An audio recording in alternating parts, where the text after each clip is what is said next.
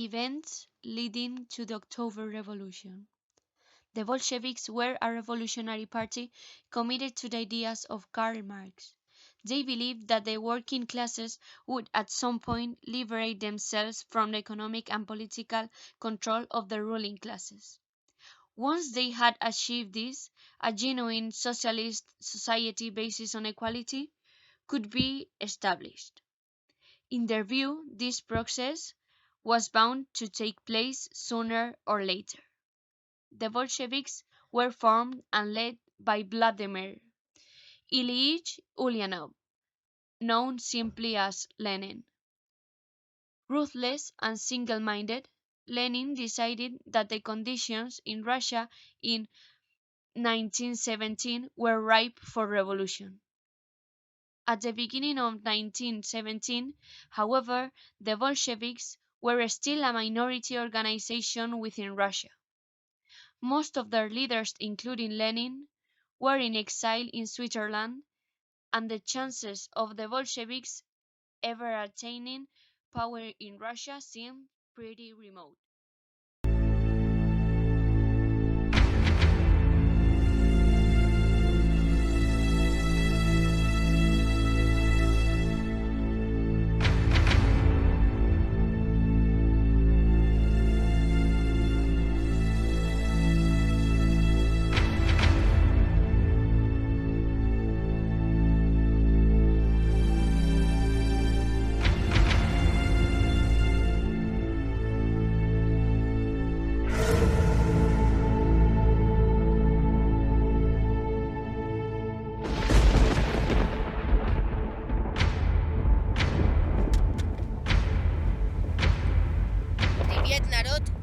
From now, I'm the new president of the provisional government.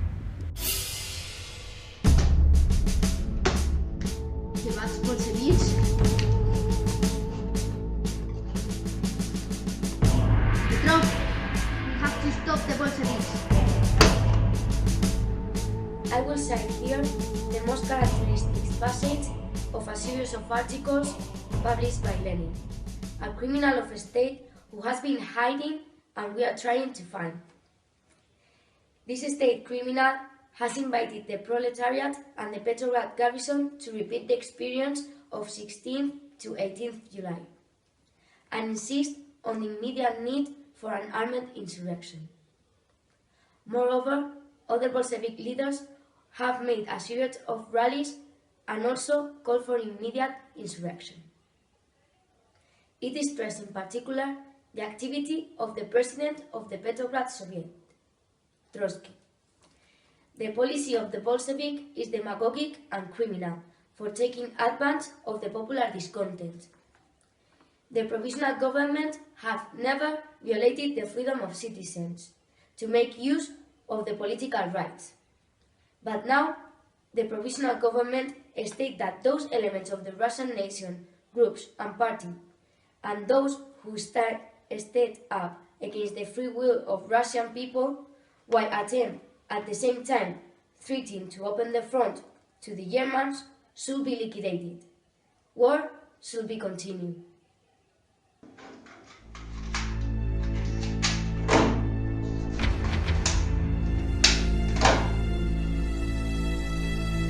War should be continued. March! Soldiers, I was hearing the speech of the president of the provisional government, and the only thing he wants is war. We have to do something. I cannot believe it. This is unacceptable. And what are we going to do, General? We are going to be here. Soldiers!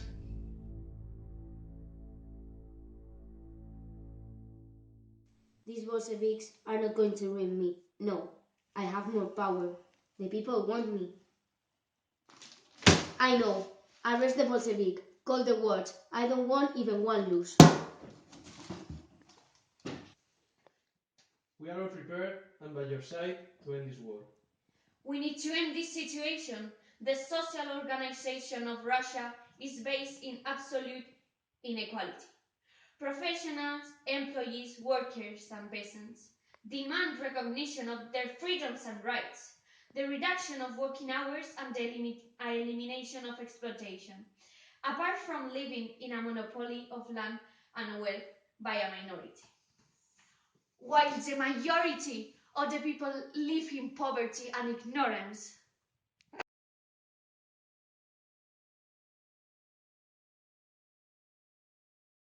Is the moment. We have to attack the winter palace. We cannot let it go. Let it go! Let it go. Can't hold it back anymore. Let it go. Let it go. Let's do it.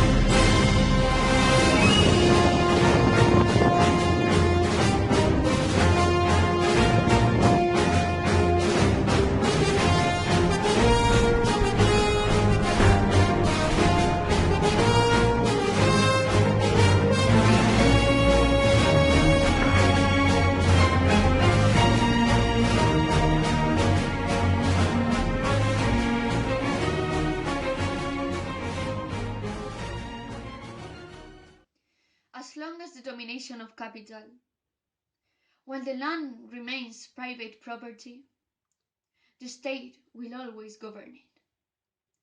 Even the most democratic and freest republic, a small minority pardoning things of capitalist and rich. For the first time in the world, the state power in Russia has been organized so that only the workers and farm workers, excluding exploiters obviously, constitute mass organizations. The Soviets that all power is transferred to. We know that we still have many shortcomings in the organization of Soviet power. We cannot cure all at once the evils of the past, or literacy, or the ignorance, or the inheritance of brutal war, but instead allows the transition to socialism and offers the oppressors of yesterday the opportunity to rise and to take each more and more onto their hands. All the state government, the entire management of the economy, the entire production of the management. Soviet power is the change to socialism found by the working class, and therefore are safe and invincible road.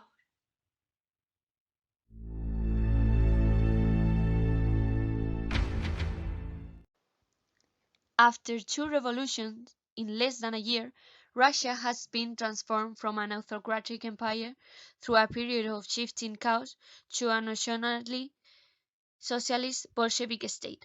Nationally, because the Bolsheviks had a loose grasp on government, with only slight control of the Soviets outside major cities, and because quite how their practice were actually socialist is open to debate. As much as they later claimed, the Bolsheviks didn't have a plan for how to govern Russia, and they were forced into making immediate pragmatic decisions to hold on to power and keep Russia functioning. It would take a civil war for Lenin and the Bolsheviks to consolidate their authoritarian power, but their state would be established as the USSR, and following Lenin's death, taken over by the even more dictatorial and bloodthirsty Stalin. Socialist revolutionaries across Europe would take heart from Russia's apparent success and agitate further, while much of the world looked at Russia with a mixture of fear and apprehension.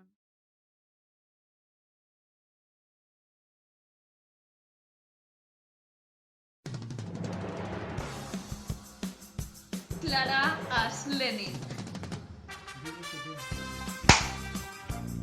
Marta Askeresky. Juan Asasolia. Rey Asasolia. Paula Astrosky.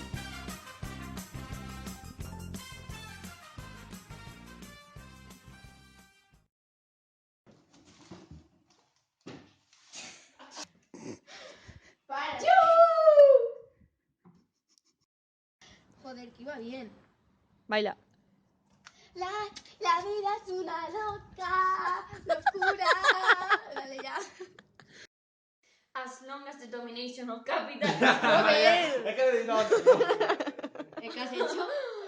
Tirarme las cosas con el puma. Ya.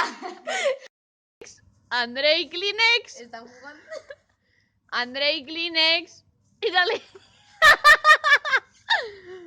Ven aquí con los Kleenex, Andrei. Ven aquí con los Kleenex. Noel, espero que nos apruebes porque con esto me has creado una enfermedad más que enfermidín. Porque vamos. Es más tonta que tontín.